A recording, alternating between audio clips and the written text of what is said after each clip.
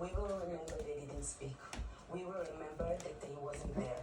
As this is happening, can you give us any further updates on the ongoing hostage situation and what we might learn in the coming hours and days? Major? Sure. Thank you for having me. I can tell you that 138 hostages are still in Gaza. Like you've said, this includes women, this includes small children. The thought of Hamas having their hands on any of our hostages is horrific, especially Israel's such a small country. We feel like these are our daughters and sons and children. And there is a grotesque double standard taking place throughout the world. I mean, it's very clear what everyone thinks the IDF's responsibility is, and we know our responsibility. It's to defend our civilians and to destroy Hamas and not to kill Gazan civilians. I think the big question coming out, and it also appeals to, I think that applies to what you're saying, is what is Hamas's responsibility? The world, are they silent? Is Hamas, they have no responsibility over our hostages, over the women, over these subhuman conditions, not allowing in the Red Cross, hiding behind their own civilians.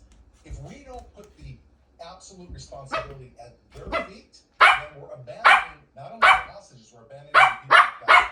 This has to change, and it's across the board. Hamas is responsible for every aspect here of this tragedy.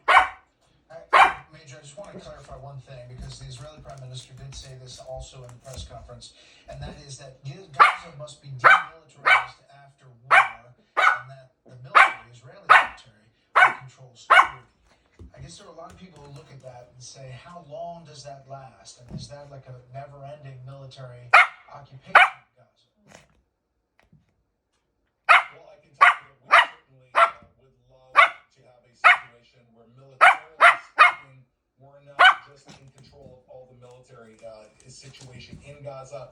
The issue is we cannot leave our civilians exposed. Again, Hamas, it's not, they haven't changed their ways. They're continually saying that October 7th was just a rehearsal, and they would carry it out again and again and again. And therefore, if there's any doubt, there's no doubt whatsoever, we will protect our citizens. I think at the end of the day, the world is going to have You bite that tail, it's going to hurt. And understand Angel. that this is not just an Israel problem. This Angel. is not just a problem of Hamas terrorists who may want to go other people throughout the world. This is a problem for the people of Gaza. They need hope. Hamas cannot give them hope, and therefore the end-all game here is going to have to be something that encourages them to build Gaza into Singapore and not build Gaza into an underground terror network. And that's why terrorists cannot be in charge of Gaza, not now and not in the future.